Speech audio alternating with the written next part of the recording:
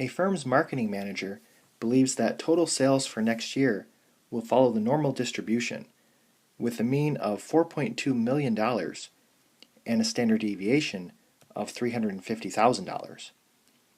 Determine the sales level that has only a 5% chance of being exceeded next year. So a 5% chance of being exceeded means it's the top 5%, or the top 0.05 area. So we need to type inverse norm of 1 minus 0.05, and then specify the mean and the standard deviation. And this is equal to 4,775,698.769. So if we round that to the nearest dollar, our final answer is $4,775,699.